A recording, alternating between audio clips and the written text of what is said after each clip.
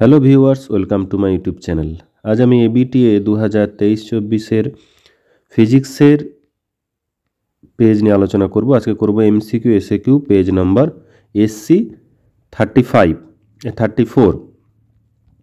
তো শুরু করা যাক। প্রথম প্রশ্নে বলেছে, তোমাদের বইয়েরই প্রশ্ন, দুটি আধান প্লাস কিউ ও দুটো প্লাস কিউ এর সংযোগ সরলরেখার মধ্যে মধ্যবিন্দুতে যদি একটা ক্যাপিটাল কিউ আধান স্থাপন করা হয় তাহলে সংস্থাটি সাম্যাবস্থায় থাকবে যদি আধানটি কত হয়।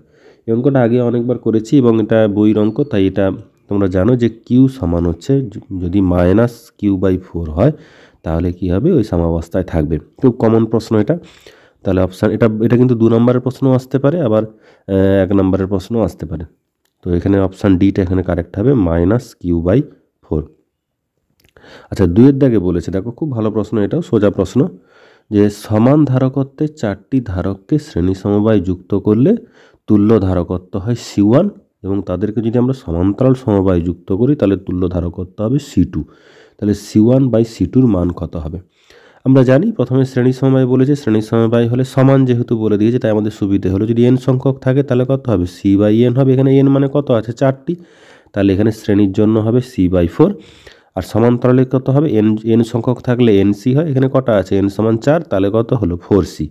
তাহলে C1/C2 C/4 আর বাই হচ্ছে 4c, এটা করলে কত আসবে না 1/16 আসবে। তাহলে এখানে অপশান বিটা এখানে কারেক্ট হবে, 1/16। আচ্ছা, এবার দেখো হুইস্টন ব্রিজের প্রশ্ন, এটাও খুব সোজা প্রশ্ন। একটি হুইস্টন ব্রিজে 4টি বাহুর তার যে রোধগুলো বলে দিয়েছে 1 ওহম, 3 ওহম, 2 ওহম, 6 ওহম পরপর। গ্যালভানোমিটারের রোধ যদি 1000 ওহম হয় তাহলে সমবায়টির তুল্য রোধ কত হবে?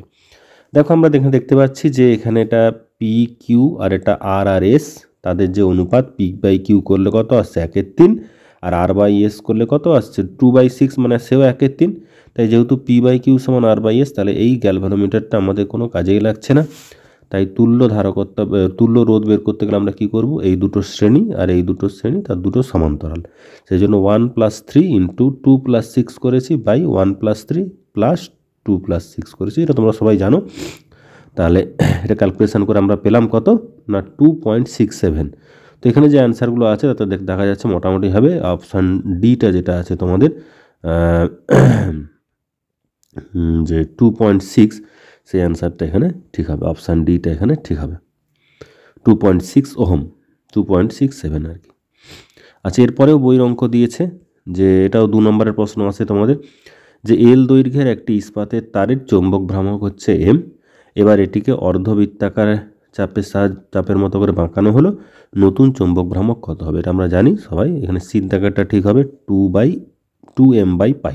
এটা 2 নম্বরের প্রশ্ন হিসাবে আসে, অপশান সিটা এখানে ঠিক হবে 2m/π। আচ্ছা, এরপরে একটা প্রশ্ন দেখো, এটা প্রায় আসে এই ধরনের প্রশ্ন, খুব ভালো প্রশ্ন, যে কোন স্থানের বিনতি কোণ 60 ডিগ্রি, তাহলে ওই স্থানের ভূচৌম্বক ক্ষেত্রের অনুভূমিক ও উল্লম্ব উপাংশের অনুপাত কত হবে? তো এই অঙ্কগুলো একটু সাবধানে করবে, কারণ তা মানে সোজা হলেও তাড়াতাড়ি করতে গিয়ে ভুল হয়ে যায়। তো কোনটা অনুভূমিক কোনটা উল্লম্ব বলেছে একটু খেয়াল রাখবে। তো এখানে আমি দেখো লিখেছি, পৃথিবীর চৌম্বক ক্ষেত্র প্রাবল্য যদি আমরা আই ধরি, বিনতি কোণ যদি থিটা হয়, তাহলে অনুভূমিক উপাংশ কত হবে না H = I cos θ, আর উল্লম্ব উপাংশ হয় V = I sin θ। প্রশ্ন অনুযায়ী থিটা বলে দিচ্ছে কত 60 ডিগ্রি, তাহলে অনুপাত কার কার বলেছে, অনুভূমিক উপাংশ উল্লম্ব উপাংশ, তাহলে উপরে থাকবে অনুভূমিক, নিচে থাকবে উল্লম্ব। অনুভূমিক H = কত I cos θ, আর V = হচ্ছে I sin θ, তাহলে দুটো বসিয়ে দাও, তাহলে কি হবে এখানে cot θ। তাহলে cot θ মানে cot 60 ডিগ্রি, বা এটাকে আমরা লিখতে পারি 1/tan 60 ডিগ্রি, বা cot 60 ডিগ্রি মান বসিয়ে দিলেও এখানে হতো। তাহলে 1/tan 60 ডিগ্রি মানে 1, এখানে আলটিমেট আমরা পাচ্ছি 1/√3, তাহলে V/H মান পাচ্ছি 1/√3। তাহলে এখানে যে আনসারটা হবে অপশান বিটা এখানে কারেক্ট হবে 1/√3। আচ্ছা, তারপরে দেখো এটাও তোমাদের খুব ভালো প্রশ্ন, এটা 6-এর দাগে LCR তড়িৎ বর্তনীতে যখন অনুনাদ হচ্ছে তখন ক্ষমতা গুণকের মান কত হবে? তো তোমরা জানো সবাই যে ক্ষমতা গুণক হচ্ছে cos φ বা cos θ, যা বলতে পারো। cos φ সমান হচ্ছে R/Z। এখানে R আর Z মানে আমরা জানি যে LCR, তার মানে √R² + XL - XC²। যেহেতু শ্রেণী অনুনাদ বলেছে, তাহলে XL এবং XC কী হবে, সমান হবে, তাহলে এই পার্টটা আমার 0 হয়ে যাচ্ছে। তাহলে শুধু পড়ে থাকছে cos φ = R/√R²। তাহলে আর এটা করলে কত হবে, আর হবে, আর কেটে যাবে, 1 থাকবে, তাহলে cos ফাই সমান কত হলো, 1 হলো। তাহলে অপশান সিটা এখানে কারেক্ট হবে 1। 7 দাগে দেখো, এটাও খুব ভালো প্রশ্ন, সোজা প্রশ্ন, একটু বুদ্ধি আছে, তার একটা ভুল হওয়ার চান্স থাকে। যে বলেছে কোন এককটি ক্ষমতার একক। দেখো ক্ষমতা সমান আমরা কি জানি, P V into I square R V square by R. তো এখানে যে দিলে দেখতে পাচ্ছি এককগুলো, সেগুলোর মধ্যে তোমরা দেখতে পাচ্ছ যে আই স্কোয়ার আর মানে অ্যাম্পিয়ার স্কোয়ার ইন্টু রোধের মানে ওহম, তার মানে অপশান ডিটা এখানে ঠিক হবে। অপশান ডিটা হচ্ছে একমাত্র এখানে ক্ষমতার একক, বাকি কোনোটাই ক্ষমতার একক নয়। আচ্ছা 8 দাগে দেখো, খুব সোজা প্রশ্ন দিয়েছে এটা, নিচের কোনটি তড়িৎচুম্বকের তরঙ্গ নয়। তো আমরা সবাই জানি এখানে বিটা রশ্মিটা নয়, বাকিগুলো সবগুলোই তড়িৎচুম্বকের তরঙ্গ, তাহলে এটা হচ্ছে বিটা রশ্মি, অপশান সি। তারপরে দেখো একটা অঙ্ক দিয়েছে যে √3 প্রতিসারাঙ্ক বিশিষ্ট একটি প্রিজমের প্রতিসারক কোণ তার ন্যূনতম চ্যুতি কোণের সাথে সমান, তাহলে প্রিজমের প্রতিসারক কোণের মান কত হবে। তাহলে দেখো এখানে আমরা কি করব না, মিউ সমান আমরা জানি sine A plus delta M by 2 by sine A by 2। এ মানে জানো প্রিজম কোণ, আর ডেল্টা এম হচ্ছে ন্যূনতম চ্যুতি কোণ। তাহলে এক্ষেত্রে কি হবে না, এখানে বলেছে প্রশ্ন অনুযায়ী কি বলেছে, দুটো সমান, তাহলে এখানে ডেল্টা এম এর জায়গায় আমরা কি বসিয়েছি, এ বসিয়ে দিয়েছি, ব্যাস এখানে এ প্লাস এ বাই 2, তার মানে সাইন এ, আর নিচে পড়ে থাকলো সাইন এ বাই 2। আচ্ছা সাইন একে আবার আমরা ভাঙতে পারি 2 sine A by 2 into cos A by 2। তাহলে এই sine A by 2 sine A by 2 কেটে যাবে, দিলে পড়ে থাকবে 2 কস এ বাই 2। তাহলে 2 কস এ বাই 2 মানে কি মিউর মান কত বলে দিয়েছে, √3। তাহলে 2 কস এ বাই 2 সমান হচ্ছে √3, কস এ বাই 2 হচ্ছে √3 বাই 2, মানে কত ডিগ্রির মান √3 বাই 2 হয়, তাহলে হবে কস 30 ডিগ্রির মান। তাহলে এখানে এ বাই 2 সমান 30 ডিগ্রি, তাহলে এ সমান হবে 60 ডিগ্রি। তাহলে এখানে অ্যান্সার কি হবে, অপশান এ 60 ডিগ্রি। আচ্ছা তারপরে দেখো কি বলেছে না, 9:16 অনুপাতে তীব্রতা সম্পন্ন দুটো তরঙ্গ ব্যতিচার সৃষ্টি করে, ব্যতিচার ঝালরে সর্বোচ্চ সর্বনিম্ন তীব্রতার অনুপাত কত হবে। দেখো এই ধরনের অঙ্কগুলো কিন্তু আসে, খুব ভালো প্রশ্ন। যে I1 বাই, এটা 2 নম্বরের প্রশ্ন কিন্তু আসতে পারে, I1 বাই I2 সমান হচ্ছে 9/16। আইম্যাক্স সমান কত হবে, আইম্যাক্স সমান হবে √I1 plus √I2 whole square by √I1 minus √I2 whole square. এটা অ্যাম্পলিটিউড দিয়েও তোমরা করতে পারো, কোনো অসুবিধা নেই। আচ্ছা এরপর আমরা কি করব, এটাকে দেখো উভয় পক্ষ থেকে I2টাকে কমন নিয়ে নেব। √I2 কমন নেব, √I2 স্কোয়ার থেকে বেরিয়ে এলে I2 হয়ে যাবে। এখানে I2 কমন নিলে পরে থাকবে √I1 বাই √I2 প্লাস 1, আর এখান থেকে I2 কমন নিলে √I1 বাই √I2 মাইনাস 1 পরে থাকবে।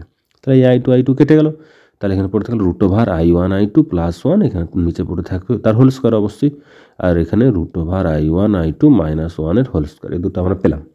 এবার আমরা কি করব, এই যে I1 I2 মানগুলো এখানে জাস্ট আমরা পুট করে দেবো।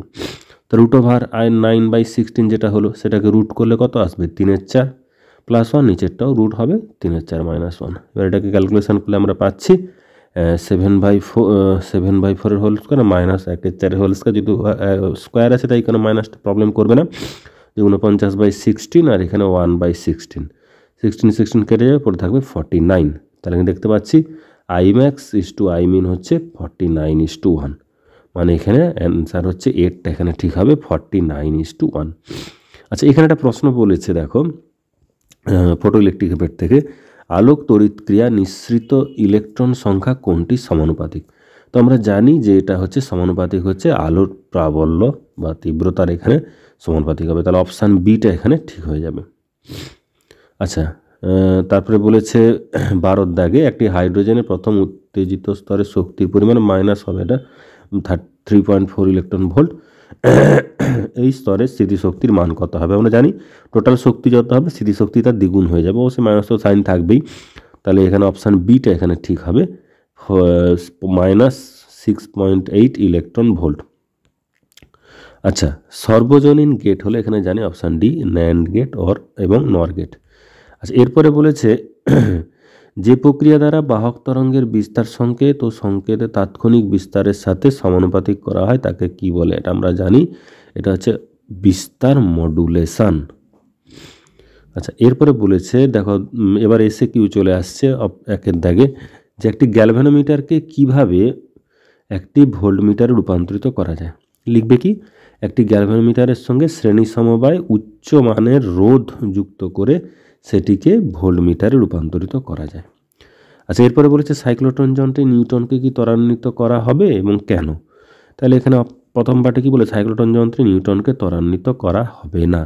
দ্বিতীয়তে কারণটা লিখতে হবে, সাইক্লোট্রন যন্ত্রে আধানযুক্ত কণার ত্বরণ সৃষ্টি হয়, যেহেতু নিউট্রনের কিন্তু কোনো আধান নেই তাই এর ত্বরণ কিন্তু সৃষ্টি করা যাবে না, যেহেতু এটার কোনো আধান নেই।